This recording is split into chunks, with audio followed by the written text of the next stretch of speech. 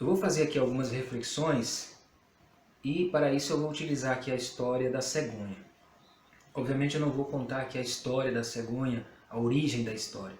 Talvez você já conheça e mesmo que não conheça, não importa, você vai entender o raciocínio.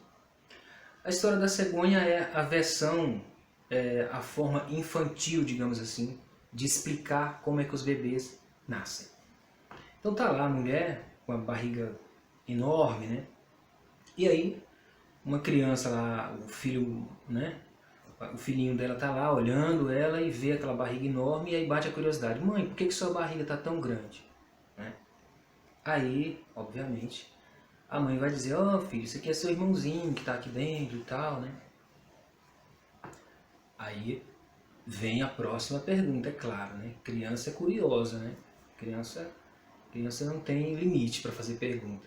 Então, ela pergunta, mãe, como é que meu irmãozinho foi parar aí dentro?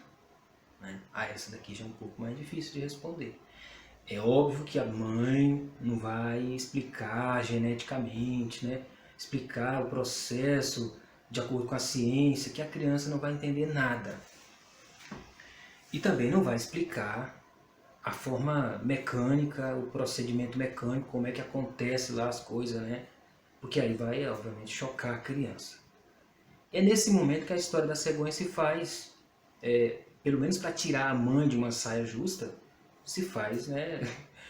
Cai como uma luva, como se diz.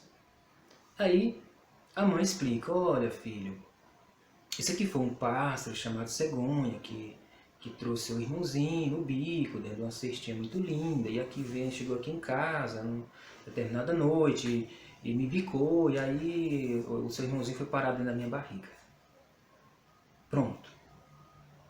Resolvido.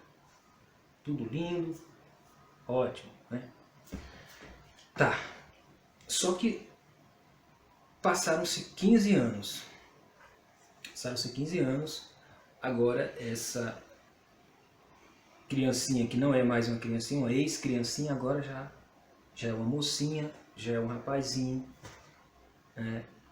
E já sabe um bocado de coisa. Agora você pode inverter a situação, inverter a pergunta.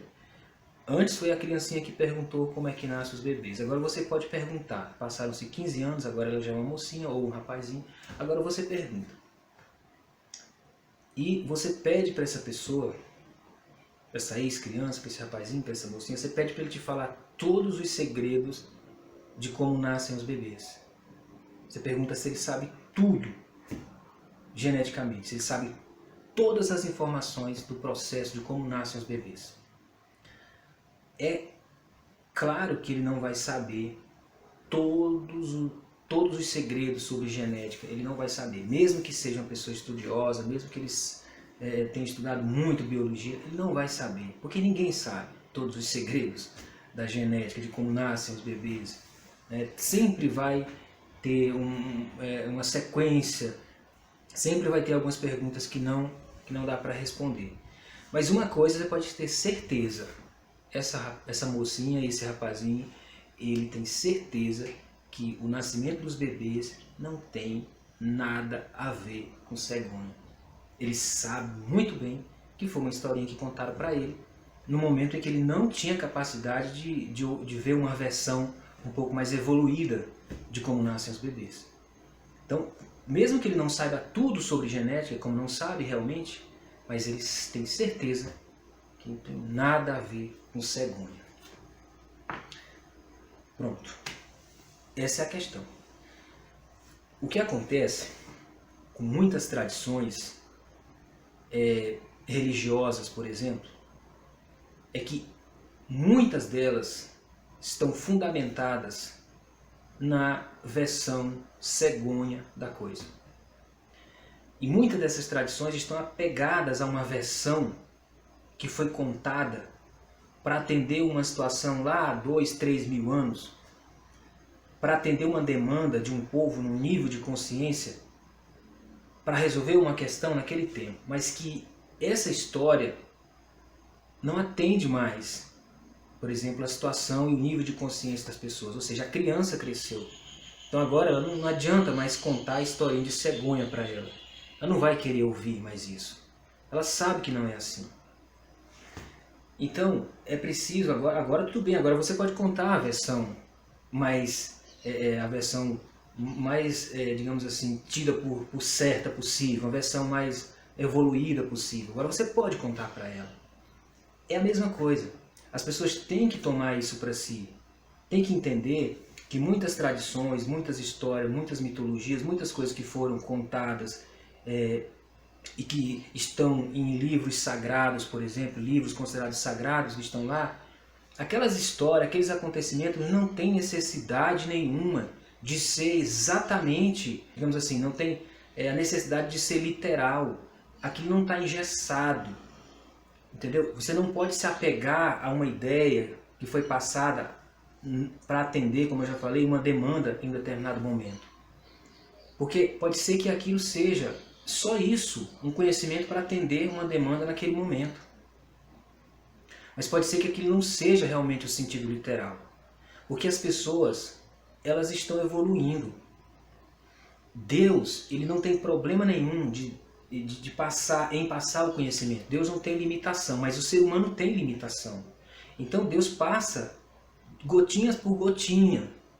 Ele passa o conhecimento devagarinho, não porque ele não possa passar de uma vez, mas é porque o ser humano tem a limitação e precisa expandir a consciência. Então ele colocou uma gotinha naquele tempo, tudo bem, era o que as pessoas eram capazes de receber, mas não pode achar que aquela gotinha representa tudo, que aquilo é a verdade absoluta e que não muda nunca, porque não é por aí. Você não pode achar que aquela gota de conhecimento que você foi capaz de receber é tudo que existe, que você já sabe de tudo por causa daquilo. E tem inúmeros exemplos disso. Inúmeros. Não vou falar aqui, não vou ser mais específico para talvez não ofender ninguém, né? As pessoas às vezes são muito melindrosas. Mas tem um exemplo, por exemplo, da Bíblia, exemplo claro, que tem um texto bíblico que diz que a Terra é quadrada, fala sobre os 4 cantos da Terra. Só que, e aí deduziram que a Terra era quadrada. E quando apareceu um cientista, uma pessoa, um estudioso, e que falou que a Terra não era quadrada, queriam matar o cara. Porque estava escrito que a Terra era quadrada, que a Terra tinha cantos, então ela era quadrada, né? Ou retangular, né? Então, ou seja, a pessoa ela pega a gota de conhecimento e quer que aquela gota seja a verdade absoluta. Tudo é do jeito daquela gotinha. Não, querido. A verdade é infinita. A verdade é infinita. Quanto mais se busca, mais se consegue enxergar. Então não existe. E eu estou falando isso porque isso é sério. Muitas pessoas morreram por causa disso. Quantas pessoas foram mortas, né? Porque questionaram a gotinha de conhecimento que alguém recebeu. E aí a outra pessoa chegou e falou, olha, não é só essa gotinha de conhecimento, tem mais. E aí a criatura que achava que era só a gotinha de conhecimento lá, falou, não, é só isso aqui. E aí houve grandes conflitos e problemas por causa disso, mortes, gente foi para a fogueira, queimaram gente, um monte de coisa. Aí depois vê que não era realmente só a gotinha. Mas já queimaram gente, já fizeram horrores e mais horrores apegados a uma versão cegonha da coisa, a uma versão infantil da coisa.